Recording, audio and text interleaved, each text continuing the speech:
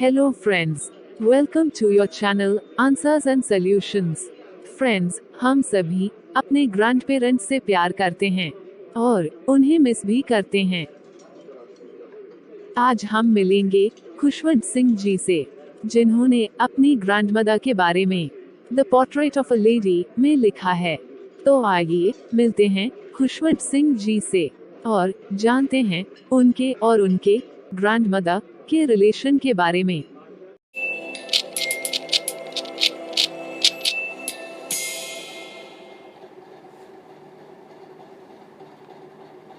Hello दोस्तों, मेरी grandmother सबकी ग्रैंडमदर्स जैसे ओल्ड थी।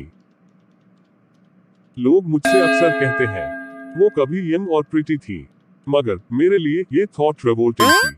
मतलब इस बात को बिलीव करना बहुत मुश्किल था, क्योंकि मैंने तो अपनी लाइफ के 20 इयर्स तक उन्हें ऐसे ही देखा था। उनका फेस ओल्ड और रिंकल्ड था, उनकी हाइट छोटी थी और वो थोड़ी फैट थी, कमर झुकी हुई थी। उनके फेस पर रिंकल्स का एक क्रिस क्रॉस नेटवर्क था। लोग कहते हैं कि उनके एक हस्बैंड भी थे। मेरे ग्रैंडफादर की फोटो ड्राइंग रूम की दीवार पर थी। उनकी बहुत लंबी व्हाइट बियर्ड थी और वो बड़ी सी टर्बन पहनते थे। उनकी फोटो को देखकर लगता ही नहीं था कि इनके कभी बच्चे भी थे, बल्कि लगता था जैसे हमेशा से इनके ग्रैंड चिल्ड्रन ही रहे।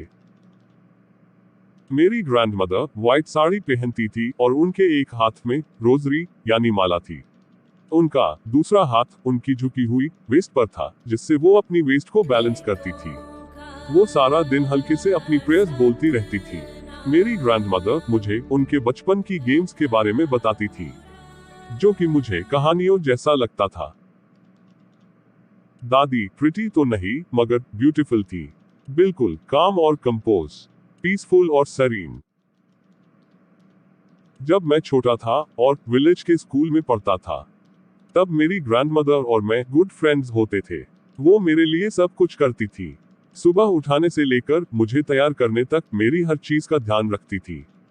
फिर वो मुझे नाश्ता करा के स्कूल छोड़ने जाती थी। रास्ते में हम डॉग्स को रोटी भी खिलाते हुए जाते थे। मुझे स्कूल छोड़कर वो साथ ही के टेंपल में स्क्रिप्चर्स पढ़ती थी। उन्हें रिलीजियस स्क्रिप्चर्स पढ़ना पसंद था। वो मुझे भी प्रेयर्स सिखाती थी।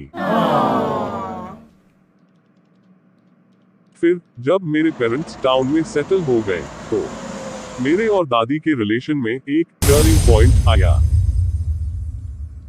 दादी और मैं एक रूम तो शेयर करते थे, मगर अब वो मुझे स्कूल छोड़ने नहीं आती थी। मैं बस से जाने लगा। स्ट्रीट्स पर डॉग्स की जगह दादी स्पैरोज को फीड करने लगी। दादी मेरी स्कूल की पढ़ाई से खुश नहीं थी, क्योंकि वो मुझे हेल्प नहीं कर पाती थी। इंग्लिश स्कूल में पढ़ाई चीजें उन्हें समझ नहीं आती थी, और वो इस बात से भी अनहैप्पी थी कि मैं गॉड की स्क्रिप्चर्स नहीं पढ़ रहा। मगर उन्होंने कुछ कहा नहीं और साइलेंट रही। टाइम बीता और मैं यूनिवर्सिटी में पढ़ने लगा। मुझे अलग रूम मिल गया और हमारे बीच की फ्रेंडशिप का ये लास्ट थ्रेड भी टूट गया। उन्होंने ये अकेलापन खुद ही एक्सेप्ट कर लिया। उन्होंने बस अपना सारा टाइम स्पिनिंग व्हील को दे दिया। वो बस दिन से रात तक स्पिनिंग करती रहती थी और अपनी रोजरी यानी माला से प्रेयर्स करती रहती थी।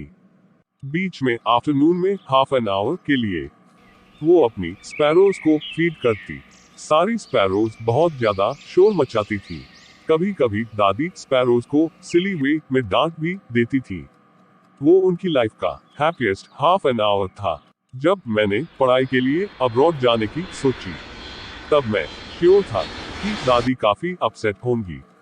आफ्टर ऑल मैं 5 इयर्स के लिए जा रहा था। मगर दादी बिल्कुल भी सेंटिमेंटल नहीं थी। वो मुझे स्टेशन भी छोड़ने आई। मुझे लगा कि अब मैं दोबारा उनसे नहीं मिलूंगा, मगर ऐसा नहीं हुआ। वो 5 इयर्स बाद मुझे स्टेशन पर लेने आई और वो बिल्कुल पहले जैसे ही थी। उनमें कोई चेंज नहीं आया था। हाँ, मगर इस दिन एक स्ट्रेंज चीज हुई।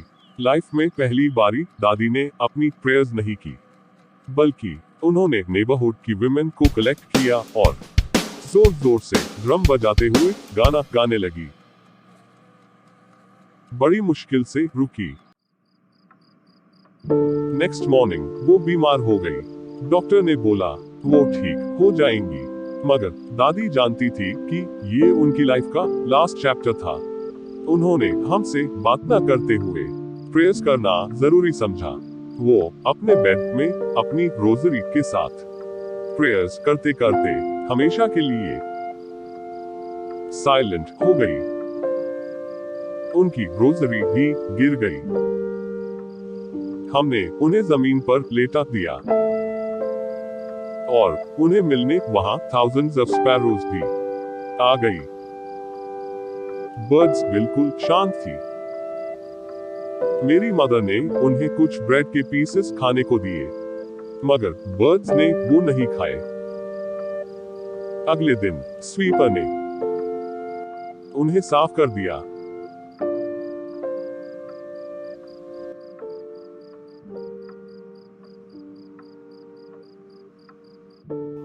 फ्रेंड्स, हम इम्पॉर्टेंट क्वेश्चंस एंड आंसर्स के साथ जल्द ही आएंगे।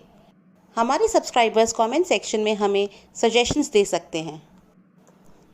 और फ्रेंड्स, एक मज़ेदार न्यूज़, बहुत ही जल्द हमारे सब्सक्राइबर्स के लिए एक इंटरेस्टिंग क्विज़ शुरू होने वाली है, जो कि हमारे वीडियोस पे बेस्ड होगी। इन क्वेश्चंस के आंसर्स देकर हमारे सब्सक्राइबर्स एक्साइटिंग प्राइज जीत सकते हैं।